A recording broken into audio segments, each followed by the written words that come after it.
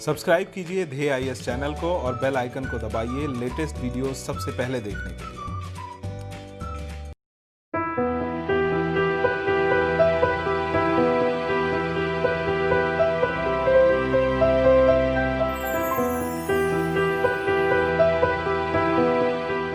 नमस्कार, मैं सुनील वर्मा ध्येय आईएएस टीम की ओर से आपका स्वागत करता हूं ध्येय टीवी पर। हम बात करेंगे डेली करंट अफेयर्स के अपने एक खास कार्यक्रम जिसका नाम है साप्ताहिक एमसीक्यू। इसमें डेली करंट अफेयर्स के जो वीडियो मैं आप तक पहुंचाता हूं उसमें कवर किए गए टॉपिक से कुछ एमसीक्यू अर्थात मल्टी चॉइस क्वेश्चंस बनाकर मैं आपके सामने प्रस्तुत करता हूं, जिसको सॉल्व करके आप यह पता कर सकते हैं कि करंट अफेयर्स के टॉपिक से कैसे प्रश्न बनते हैं, आप उन प्रश्नों को सॉल्व करने की कंडीशन में हैं या नहीं, या फिर करंट अफेयर्स के जो प्रश्न या टॉपिक आप पढ़ रहे हैं वह जब आपके प्रारंभिक परीक्षा में प्रश्न के रूप में पूछे जाएंगे तो आप उनको सॉल्व कर पाएंगे या नहीं कर पाएंगे। कई चीजों का समाधान आप यहां पर कर सकते हैं। कुल मिलाकर प्रारंभिक परीक्षा के पॉइंट ऑफ व्यू से साप्ताहिक एमसीक्यू का यह प्रोग्राम काफी महत्वपूर्ण है। आइए हम बात करते हैं अपने साप्ताहिक एमसीक्यू के प्रोग्राम पर। कुछ प्रश्न मैं आपके सामने स्क्रीन पर रख रहा हूं, उनको ध्यान से पढ़िए और धैर्यपूर्वक जवाब दीजिए। पहला प्रश्न जो आपके लिए है कि वाइल्ड फायर के संदर्भ में निम्न कथनों पर विचार कीजिए। पहला कथन, भारत के वनों में लगने वाली आग में मानवीय योगदान 90% से अधिक है। दूसरा कथन कि भारत में 2019 में जंगलों में आग लगने की 30,000 से अधिक घटनाएं सामने आई थी। तीसरा कथन, 6 सालों में जंगलों में आग लगने के मामलों में 158% वृद्धि देखी गई है। अब आपको यह बताना है कि आप ए बी सी डी के रूप में जो विकल्प हैं किसका चयन करेंगे। जैसा कि ए में लिखा हुआ है कि सभी कथन सही हैं, बी लिखा हुआ है सभी कथन गलत हैं, सी में लिखा हुआ है केवल 2 और 3 सही हैं, डी केवल 1 सही है। अब आपको यह बताना है कि आपका आंसर क्या होगा। आप आंसर पर विचार कीजिए और सभी कथनों को ध्यान में रखकर अपना आंसर ऑप्ट कीजिए। अगर आपने ऑप्ट कर लिया तो अब हम एक एक करके कथनों पर विचार करते हैं। पहला जो कथन है कि भारत के वनों में लगने वाली आग में मानवीय योगदान 90% से अधिक है, बिल्कुल सही है। कारण यह है कि हमारे यहाँ ज्वालामुखी की जो क्रिया है वह नहीं होती मुख्य भाग पर। इसके कारण जो ज्वालामुखी की क्रिया के कारण जो आग लगने की एक संभावना है वह हमारे यहाँ नहीं पाई जाती, और हमारे यहाँ जो आग लगने की घटनाएं हैं उसमें मानवीय प्रवृत्ति ज़्यादा दिखाई देती है। होता क्या है कि जब हमारे यहाँ ड्राई सीजन होता है, शुष्क काल होता है, ऐसे समय में कोई भी मानवीय हस्तक्षेप जंगलों में आग लगने का कारण बन जाता है। तो इस तरह से हमें पता चला पहला जो कथन है ये क्या है, सही है। उसके बाद जो दूसरा कथन है इस पर विचार करते हैं कि भारत में 2019 में जंगलों में आग लगने की 30,000 से अधिक घटनाएं सामने आई, ये कथन भी बिल्कुल सही है। अर्थात जैसे जैसे समय बढ़ रहा है, चाहे ग्लोबल वार्मिंग की वजह से या फिर हमारे बढ़ते हुए मानवीय हस्तक्षेप की वजह से हमारे यहाँ आग लगने की घटनाएं भी बढ़ रही हैं। तो इस तरह से कथन दूसरा भी सही है और कथन तीसरा भी सही है कि 6 सालों में जंगलों में आग लगने के मामलों में 158% वृद्धि देखी गई। तो इस हिसाब से जो हमारा सही आंसर होगा, जिसे हमें फुल करना है या फिर ऑप्ट करना है, वह है कथन हमारा पहला विकल्प ए, सभी कथन क्या हैं, सही हैं। तो आंसर क्या होगा, ए। अगले प्रश्न पर बढ़ते हैं और अगला प्रश्न जो है वो भी वनों के संदर्भ में ही है। वनों में लगने वाली आग का पर्यावरण पर क्या क्या प्रभाव पड़ता है यह आपको बताना है। कुछ कथन दिए हैं। पहला कथन, इससे मिट्टी की उत्पादकता घटती है। दूसरा कथन, इससे खाद्य श्रृंखला एवं खाद्य जाल बाधित होता है। तीसरा कथन, इससे पर्यावरण में कार्बन डाइऑक्साइड और कार्बन मोनोऑक्साइड का उत्सर्जन होता है। अब आपको बताना है सही विकल्प का चयन करना है कि ए बी सी डी के रूप में कौन कौन से सही कथन के विकल्प हैं, ये आपको बताना है। एक एक करके आप इन पर विचार कर लीजिए और आंसर भी डिसाइड कर लीजिए। पहला जो कथन है इस पर हम विचार करते हैं, इससे मिट्टी की उत्पादकता घटती है, बिल्कुल सही बात है। आपने देखा होगा जब भी वनों में आग लगेगी तो मिट्टी के ऊपरी परतों में जो आपके छोटे छोटे डिकम्पोजर्स होते हैं, अपघटक होते हैं, वह मर जाते हैं। और साथ ही साथ जो मिट्टी जब जलती है या वह आग के संपर्क में आती है, जो उसकी फर्टिलिटी, जो उसका केमिकल उसमें पदार्थ है वह भी जलता है और इसके वजह से उसकी उत्पादकता क्या है, घटती है। तो इस तरह से कथन एक क्या है, सही है।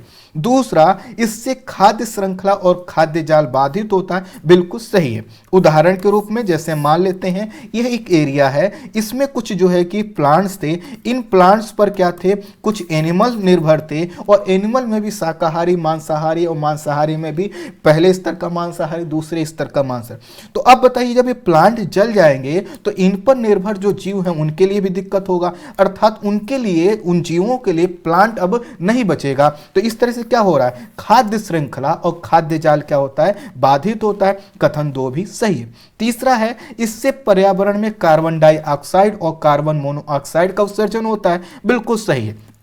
कार्बन डाइऑक्साइड आपको पता है कि जब भी कोई ऐसा कार्बनिक पदार्थ जलता है तो उससे निकलता है। जो कार्बन मोनोऑक्साइड है ये भी निकलता है जब कोई चीज पूरी तरह से नहीं जल पाती। तो आपको पता है कि जो भी लकड़ियां होती हैं, पेड़ होते हैं, उसमें पानी की मात्रा रहती है जिसकी वजह से पूरी तरह से वो नहीं जल पाता और इसकी वजह से कार्बन मोनोऑक्साइड का भी उत्सर्जन होता है। तो इसमें से भी क्या है, आपको क्या पता चला, आंसर होगा फिर से आपका ए। सभी कथन क्या है, सही है और इस तरह से आपको यहां पर भी आंसर ए ऑप्ट करना है। अगले प्रश्न पर बढ़ते हैं। आई होप आप प्रश्नों को सही सही ऑप्ट कर रहे होंगे। अगला जो प्रश्न है वह है, माउंट ईसो निम्न में से किस राज्य में है जो हाल के समय में चर्चा में बना हुआ था। अब माउंट ईसो पर अगर आपने ध्यान दिया होगा तो काफी इजी है। अगर इसका सही आंसर आपने ऑप्ट किया है नागालैंड तो आप जो है कि गलती कर चुके हैं। अगर आपने त्रिपुरा ऑप्ट किया है तो गलती कर चुके हैं। मेघालय ऑप्ट किए हैं तो भी गलती कर चुके हैं, क्योंकि इसका जो सही आंसर है वह है मणिपुर। और ये जो मणिपुर है यही इसी में क्या है, माउंट ईसो है और माउंट ईसो मणिपुर की प्रमुख चोटियों में से है और हाल के समय में चर्चा में बना हुआ था। क्यों बना हुआ था कुछ देर में बाद बताऊंगा। अगला प्रश्न जो है कि आपके स्क्रीन पर है वह है, जूको घाटी के संदर्भ में आपको क्या करना है, असत्य कथन का चयन करना है।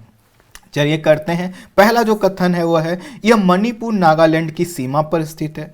दूसरा, इस घाटी की औसत जो ऊंचाई है वह लगभग 2452 मीटर है।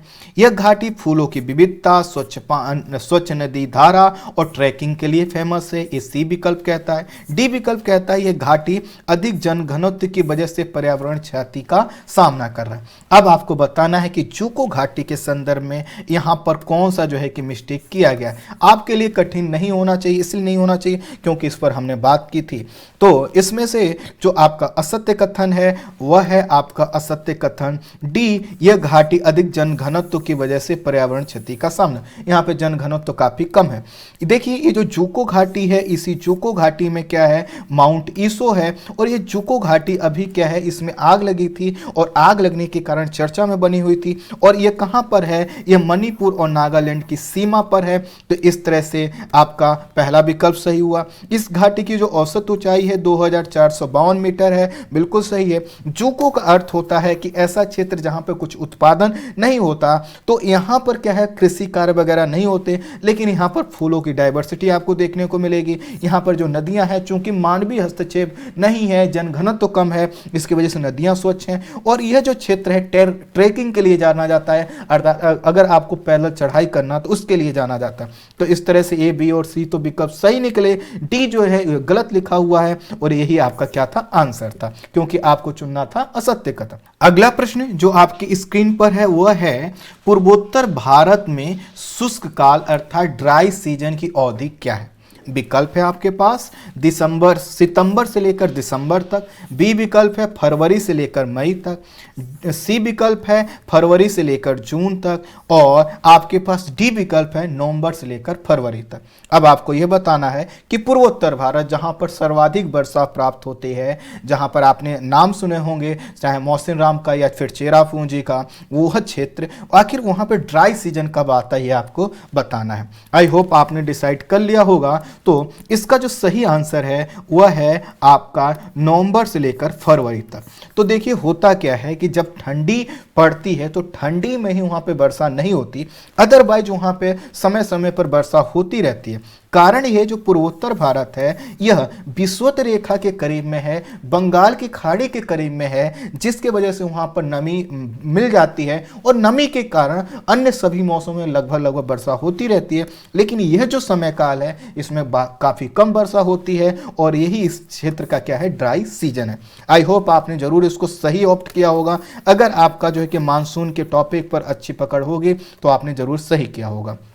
खैर, यहाँ पर आंसर जो था वह डी था, यही आपने ऑप्ट किया होगा। अगला प्रश्न है स्कॉटलैंड के संदर्भ में। स्कॉटलैंड हाल के समय में ब्रेक्जिट के कारण चर्चा में बना हुआ था। इसके विषय में आपको क्या करना है, असत्य कथन का चयन करना है। पहला, ये ग्रेट ब्रिटेन और यूके का हिस्सा है। दूसरा, इसके मुख्य भूमि का क्षेत्रफल इंग्लैंड से कम है। सी जो विकल्प है, इसकी जनसंख्या इंग्लैंड से अधिक है। डी, इसने ब्रेक्जिट के खिलाफ वोट दिया था। अब आपको यह बताना है कि इसमें यह जो ए बी सी डी 4 विकल्प लिखे हैं इसमें से कौन सा जो विकल्प है वह गलत है। आई होप आपके लिए काफी इजी प्रश्न रहा होगा और आपने इसको डिसाइड भी कर लिया होगा। तो इसका जो असत्य कथन है कि इसकी जनसंख्या इंग्लैंड से अधिक है। स्कॉटलैंड की जो टोटल जनसंख्या है वह मात्र 55 लाख है, वहीं इंग्लैंड की जो जनसंख्या है वह जो है कि 5 करोड़ और 5,62 लाख है। समझ लीजिए कितना अंतर है, यह इस डिजिट के बराबर भी नहीं है और इसमें तो क्या लिख दिया गया है कि इंग्लैंड से ही ज्यादा है। तो इस तरह से ये रहा असत्य कथन। बाकी सही बात है, ये ग्रेट ब्रिटेन और यूके का हिस्सा। मैंने आपको पूरा बैकग्राउंड बताया था कि स्कॉटलैंड और ब्रिटेन का पूरा विवाद क्या है।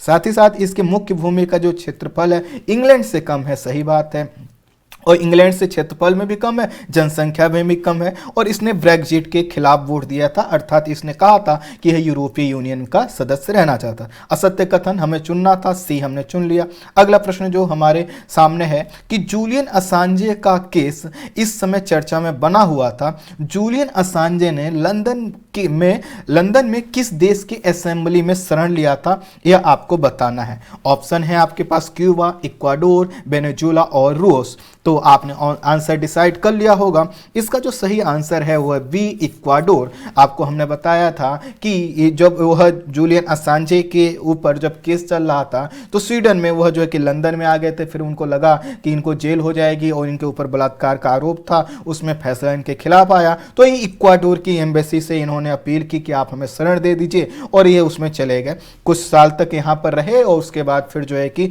इक्वाडोर से भी इनकी नहीं बनी, फिर इनको हैंडओवर कर दिया गया यूके की पुलिस को और इस तरह से यह जो इक्वाडोर की एम्बेसी से इनका संबंध जुड़ता। तो इस तरह से आपको चुनना था सही विकल्प, वो होगा बी। अगला प्रश्न जो है वह है अमेरिकी संविधान का 25वां संविधान संशोधन चर्चा में बना हुआ था। इस विषय में असत्य कथन का आपको चयन करना। ए विकल्प, अमेरिका में इसकी आवश्यकता 1963 में जॉन एफ कैनेडी की हत्या के बाद महसूस हुई। दूसरा विकल्प, 1967 में इस संशोधन को मंजूरी प्राप्त हुई। सी विकल्प, इसका सेक्शन 4 राष्ट्रपति के कार्य करने की अक्षमता के विषय में बताता है। और डी, इसका अभी तक एक बार प्रयोग हुआ है।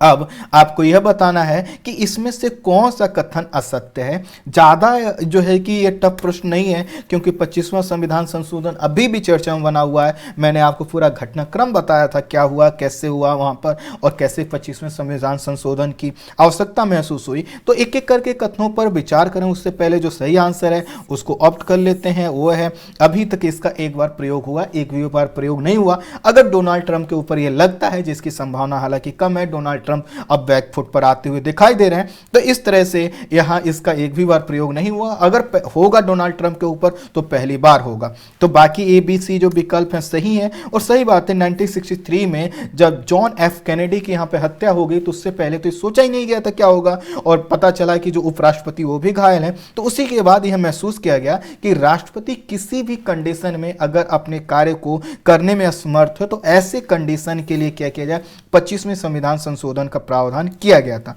तो इस तरह से ए बी सी विकल्प सही है, डी गलत है। अगला बढ़ते हैं। अगला प्रश्न जो है कि महाराणा प्रताप सागर जलाशय का संबंध किस नदी से है। विकल्प है आपके पास रावी, ब्यास, सतलज और चंबल। इजी प्रश्न है आपके लिए, आई होप आप इसको बिल्कुल गलत नहीं करेंगे। तो यहाँ पर बहुत सिंपल सा आंसर है और वह है इसका संबंध है ब्यास नदी से। और ब्यास नदी पर जो है कि एक पोंग डैम बनाया गया है और पोंग डैम के पीछे वाला जो भाग है उसी का नाम है महाराणा प्रताप जलाशय और इसका जो संबंध है वो ब्यास नदी से।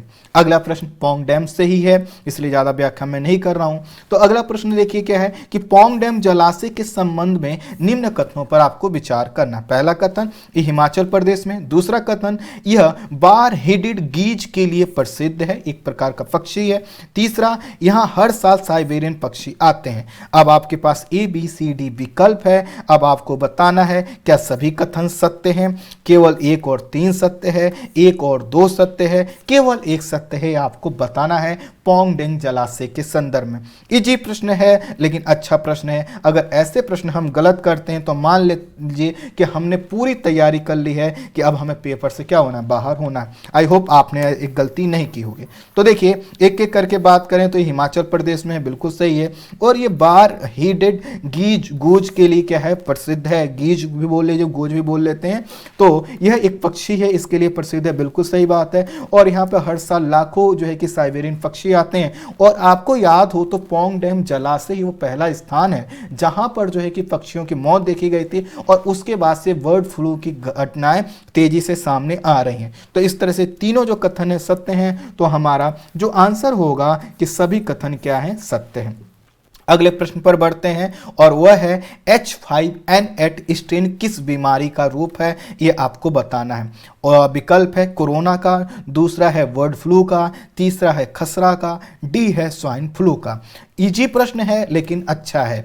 तो H5N8 का संबंध किससे है आपको बताना है, बहुत इसको टफ ना करते हुए। इसका जो संबंध है वह है बर्ड फ्लू से और इस समय चर्चा में बना हुआ था। इसी स्ट्रेन की वजह से ये जो नया स्ट्रेन बर्ड फ्लू का देखा जा रहा है इसकी वजह से पक्षियों की मौत हो रही है। और मैंने बताया था न सिर्फ पक्षियों की मौत हो रही है बल्कि इससे कौओं की मृत्यु हो रही है, मोर की मृत्यु हो रही है, जो सामान्यतः बर्ड फ्लू से नहीं होती थी। और यह क्या है, इस स्ट्रेन की वजह से है। अगला प्रश्न जो है वह है national institute of high security animal disease कहां पर स्थित है, यह आपको बताना है। यह भी प्रश्न काफी इजी है। इस प्रकार के प्रश्न मैं बनाता नहीं हूं लेकिन मैंने सोचा कि आपको फैक्चुअल प्रश्नों की डिमांड होती है तो क्यों ना एक प्रश्न ट्राई कर लिया जाए। तो आपको यह बताना है national institute of high security animal disease कहां पर है, यह आपको बताना है। और यह इसलिए है क्योंकि मैंने इस पर पूरा टॉपिक कवर किया था और मैंने इस इंस्टीट्यूट का खासकर जिक्र किया था। तो आपके पास विकल्प है दिल्ली, हैदराबाद, भोपाल और अहमदाबाद। आई होप आपने इसको डिसाइड कर लिया होगा। तो इसका जो सही आंसर है वह है भोपाल। और यह भोपाल स्थित एकमात्र इंस्टीट्यूट है जो इस प्रकार के एनिमल डिजीज पर काम करता है। और इसी ने अभी पुष्टि की है कि हमारे यहाँ जो अभी पक्षियों की मौत हो रही है वह बर्ड फ्लू की वजह से हो रही है। और एक जो नया स्ट्रेन हमारे सामने है H5N8, इसकी भी पुष्टि जो है कि इसी के द्वारा की गई है। आई होप आप जो है कि इस चीज़ को समझ पाए होंगे। अगला प्रश्न जो है कि जो आपके स्क्रीन पर है वो है बर्ड फ्लू के विषय में ही आपको विचार करना है कि और असत्य कथन का चयन कर लेना है। इन कथनों पर विचार करके ABCD के रूप में दिए गए हैं। ये है कि इसे एवियन इन्फ्लुएंजा के नाम से भी जाना जाता है। दूसरा, ये सामान्यतः पक्षियों और जानवरों में होता है लेकिन ये इंसानों तक पहुंच सकता है। सी है यह आरण्य प्रकार का विषाणु है। डी, इसका प्रसार सिर्फ माइग्रेटरी स्पीसीज के द्वारा होता है। काफी इजी प्रश्न है, थोड़ा सा दिमाग लगाएंगे, आंसर आपके सामने है। आई होप आपने ऑप्ट कर ही लिया होगा। ज़्यादा इसको नहीं करते हैं तो ये आपका इसका प्रसार सिर्फ जो है कि माइग्रेटरी स्पीसीज से होता है। ये गलत है क्योंकि आपने देखा होगा कि जो पोल्ट्री फार्म हाउस हैं वहाँ पे जो जीव हैं उनको मारा जा रहा है। क्यों मारा जा रहा है? क्योंकि उनसे भी फैल सकता है। तो माइग्रेटरी स्पीसीज का मतलब, कहने का मतलब कि जो बाहर से पक्षी आते हैं उनके द्वारा होता है, ऐसा नहीं है। ये किसी भी पक्षी के द्वारा एक स्थान से दूसरे स्थान तक पहुँचाया जा सकता है। अगला जो प्रश्न है वो काफी टफ है और अच्छा अगर मैपिंग पर कमांड होगी तो आप कर लेंगे। निम्न देशों पर आपको विचार करना है। देशों के नाम है एंडोरा, स्पेन, पुर्तगाल, जिब्राल्टर और स्विट्जरलैंड। उपरोक्त में से कौन कौन से देश साइबेरियन, यहां पर ध्यान दीजिए, साइबेरियन नहीं आइबेरियन, ध्यान दीजिए, मैं इसको करेक्ट कर रहा हूं। आइबेरियन जो है कि प्रायद्वीप का हिस्सा है, ये आपको बताना है। तो आइबेरियन प्रायद्वीप में कौन कौन से आते हैं ये आपको बताना है। तो विकल्प है आपके पास है ए सभी, बी है 1 2 3 4, सी है 2 3 4 और डी है 1 2 3। तो ऑप्शन काफ़ी टफ है। आई होप आप मैपिंग पर, हमने जब आइबेरियन प्रायद्वीप पर बात की थी तो आप रहे होंगे, तो आप जरूर सही करेंगे। तो देखिए इसमें जो है कि सही बात है, इसमें जो शामिल होता है एंडोरा शामिल होता है, स्पेन शामिल होता है, जो है कि पुर्तगाल शामिल होता है, और इसमें जो है कि जिब्राल्टर भी शामिल होता है, लेकिन इसमें स्विट्जरलैंड शामिल नहीं होता। तो इस तरह से अगर 1 2 3 और ये जो 4 हैं ये शामिल होते हैं, तो इस तरह से जो आपका आंसर होगा वह होगा इसमें 1 2 3 4, अर्थात ये बी विकल्प जो है कि आपका सही आंसर होगा और इसी को आपको ऑप्ट करना है। अगले प्रश्न पर बढ़ते हैं और वह है कि जिब्राल्टर के विषय में निम्न कथनों पर आपको विचार करके जो है कि करना है और फिर ये देखना है कि कौन से सही हैं कि नहीं। पहला जो कथन है यह ब्रिटेन के 14 समुद्र पारीय क्षेत्रों में से एक है। इसकी मैं व्याख्या कर देता हूं। अच्छा चलिए बाद में कर दूंगा, आपको पहले डिसाइड कीजिए। दूसरा कथन है इसका क्षेत्रफल इतना है, लिखा हुआ है 16.843 वर्ग किलोमीटर।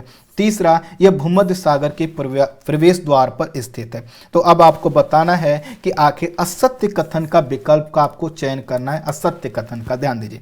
तो आपको बताना है कि सभी कथन असत्य हैं, केवल 1, केवल 2, केवल 3। तो आई होप आपके लिए काफ़ी इजी होगा करना। तो देखिए एक एक करके कथनों पर विचार करते हैं। तो ये ब्रिटेन के 14 समुद्र पारी क्षेत्रों में से एक है, बिल्कुल सही है। 14 समुद्र पारी क्षेत्र का मतलब वह क्षेत्र जो अभी अलग है, ब्रिटेन से अलग है, यूके से दूर दूर स्थित हैं, लेकिन उनकी जो सॉवरेंटी है या जो संप्रभुता है वह यूके या ब्रिटेन के साथ जोड़ती है। तो इस तरह का क्षेत्र है जिब्राल्टर, बिल्कुल सही है।